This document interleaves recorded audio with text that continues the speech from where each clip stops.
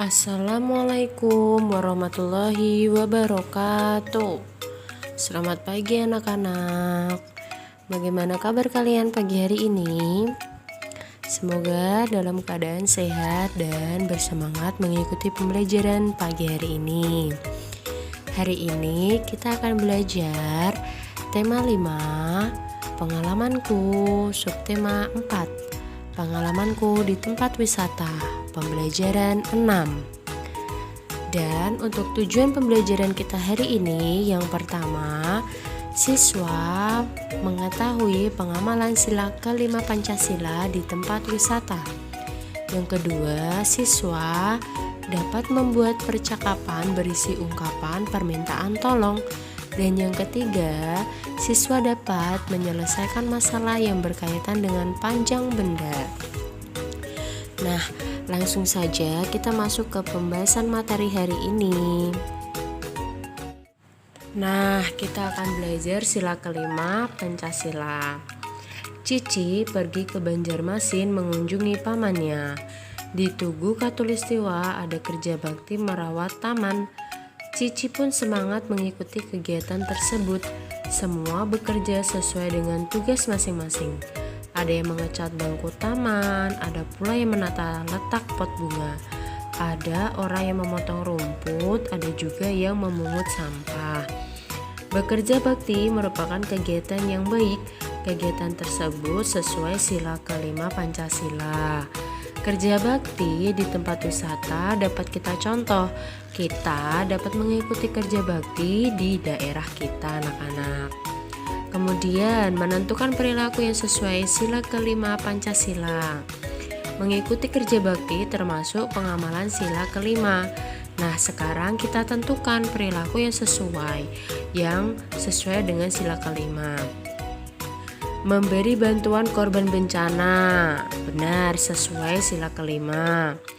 Menolak membantu orang lain, itu tidak sesuai. Kemudian memberi bantuan warga lanjut usia, termasuk dan sesuai dengan sila ke-5. Bakti sosial membersihkan lingkungan, sesuai dengan sila ke-5. Selanjutnya, rajin menabung, sesuai dengan sila ke-5. Mengganggu kenyamanan orang lain tidak sesuai dengan pengamalan sila ke-5. Nah, setelah itu kita dapat melihat cerita tentang pengalaman menerapkan sila ke-5. Nah, anak-anak bisa lihat misalnya ketika kita menghormati hak anggota keluarga. Pengalaman tersebut bisa kita ceritakan kepada teman-teman. Kita bisa menceritakan pengalaman seperti Cici berikut ini. Berperilaku sesuai Pancasila itu sangat mudah. Aku senang saat bisa mengamalkan Pancasila. Kemarin aku mengamalkan sila ke-5 di rumah. Aku menghormati hak anggota keluarga yang lain. Saat itu aku berlatih menari dan menyanyi. Aku berlatih di ruang keluarga bersama Made. Suara video juga tidak berlebihan saat kuputar. Aku tidak ingin mengganggu ayah, ibu, dan adik. Nah, itu adalah cerita Cici tentang pengamalan sila ke-5. Jadi, adalah pengalamannya menceritakan penerapannya, yaitu menerapkan sila ke-5 Pancasila. Selanjutnya kita akan belajar tentang membuat percakapan berisi ungkapan permintaan tolong. Nah, ayo kita membuat teks percakapan tentang ungkapan permintaan tolong. Saat mengucapkan permintaan tolong, sebaiknya gunakan kata tolong. Ingat anak-anak, permintaan tolong harus diucapkan dengan santun dan lembut agar orang yang kita mintai tolong dapat menolong kita dengan senang hati. Nah, ayo kita buat sebuah percakapan yang berisi ungkapan permintaan tolong. Anak-anak bisa berdiskusi dengan orang tua atau dengan kakak untuk membuat percakapan tersebut. Nah, Bu Laras akan coba sajikan contoh percakapan untuk permintaan tolong. Anak-anak bisa menyaksikan ya contoh dari Bu Laras. kelas. Nah, berikut ini Eko meminta tolong kepada panitia bakti sosial. Eko mengucapkan permintaan tolong secara halus. Kita akan menulis permintaan tolong Eko. Kita bisa menuliskannya seperti contoh berikut. Pak, saya terpisah dari ayah. Bolehkah saya meminta tolong diumumkan supaya saya tahu keberadaan ayah saya? Tolong Pak, saya terpisah dari ayah saya. Bolehkah diumumkan agar ayah saya tahu keberadaan saya?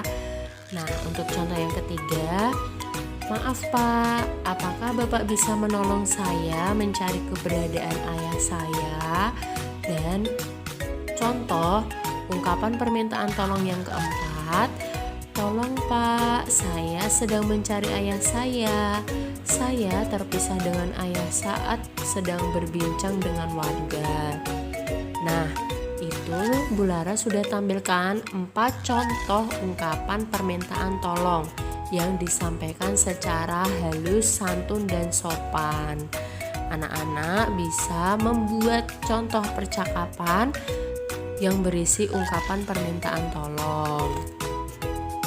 Selanjutnya, kita akan belajar tentang menyelesaikan masalah yang berkaitan dengan panjang benda. Nah, ayo ingat kembali cara menyelesaikan masalah hubungan antar satuan panjang yang telah dipelajari sebelumnya. Untuk dapat menyelesaikannya dengan tepat, kita perlu memahami soal dengan baik.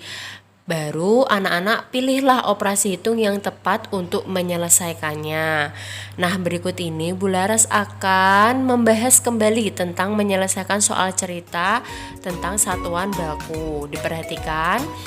Nah, pada soal pertama, Eko berjalan dari ruang kelas ke perpustakaan. Jarak antara ruang kelas ke perpustakaan adalah 3,5 meter. Setelah perpustakaan, Eko menuju ke ruang guru. Jarak antara perpustakaan ke ruang guru adalah 2.500 cm. Berapa meter total jarak yang sudah ditempuh Eko? Untuk itu kita harus mencermati soal dengan seksama. Untuk mencari total, kita menggunakan penjumlahan. Kita bisa menentukan total dengan cara sebagai berikut nih. Anak-anak bisa lihat total jarak karena kita sedang membahas jarak. Total jarak yaitu jarak 1 dan jarak 2. Untuk mengetahuinya, kita tuliskan terlebih dahulu diketahui. Yang pertama tadi yang kita ketahui, jarak antara ruang kelas ke perpustakaan itu adalah 3,5 meter. Kemudian yang kita ketahui kedua adalah jarak perpustakaan ke ruang guru yaitu 2.500 cm. Kemudian yang ditanyakan total jarak yang ditempuh Eko ya. Tadi yang ditanyakan berapa meter total jarak yang sudah ditempuh Eko. Lalu kita jawab yang pertama, karena jarak yang dari ruang kelas ke perpustakaan itu masih menggunakan meter, kita perlu menggantinya ke sentimeter. Kita ganti ke sentimeter untuk dapat menjumlahkan total keseluruhan. Baru nanti di akhir kita ubah menjadi meter. Nah, jarak 1 3,5 meter yaitu jika dipindah ke sentimeter 300 cm ditambah 50 cm yaitu 350 cm. Lalu kita jumlahkan dengan jarak kedua yaitu jarak perpustakaan ke ruang guru. Berarti 350 cm ditambah 2.500 cm sama dengan 2.850 cm, yang mana persatuan antara 2.800 cm ditambah 50 cm. Nah, 2.800 cm ini ketika dipindah ke meter itu dibagi 100. Nol yang kita coret semua, maka hasilnya adalah 28 meter ditambah lebih atau 28 meter lebih 50 cm. Jadi total jarak yang ditempuh Eko adalah 28 meter lebih 50 cm. Nah, itu soal yang pertama. Kita sudah menyelesaikan yang pertama, lalu kita masuk ke soal yang kedua. Sekolah Dondo mengadakan wisata ke kebun binatang. Jarak kandang singa ke kandang buaya adalah 7.000 cm. Sementara jarak kandang buaya dan burung adalah 20.000 cm. Berapa meter total jarak kandang singa ke kandang burung? Nah, kita tuliskan dulu. Diketahui jarak kandang singa ke buaya itu 7.000 cm. Kemudian jarak kandang buaya ke burung adalah 20.000 cm. Kemudian yang ditanyakan adalah total jarak. Berapa meter total jarak keseluruhan? Berarti jarak yang pertama ditambah jarak yang kedua, yaitu 7.000 cm ditambah 20.000 cm. Totalnya yaitu 27.000 cm. Karena yang ditanyakan adalah meter, maka 27 cm ini kita pindah menjadi meter, yang mana berarti dibagi 100. Yang bisa kita coret hanya 20, yang 27.000 itu kita coret 2 nolnya, yang 100 kita coret semua, maka hasil akhirnya adalah 270 meter. Jadi total jarak kandang singa ke kandang burung adalah 270 meter. Nah, begitu ya anak-anak cara menyelesaikan soal cerita. Anak-anak harus mengerjakan dengan diawali diketahui, kemudian ditanya, jawab, dan diakhiri dengan jadi. Nah, sekian penjelasan dari Bu Laras. Semoga apa yang kita pelajari hari ini dapat bermanfaat untuk kita semua. Untuk tugas kita hari ini yaitu membuat percakapan singkat berisi ungkapan permintaan tolong, muatan bahasa Indonesia.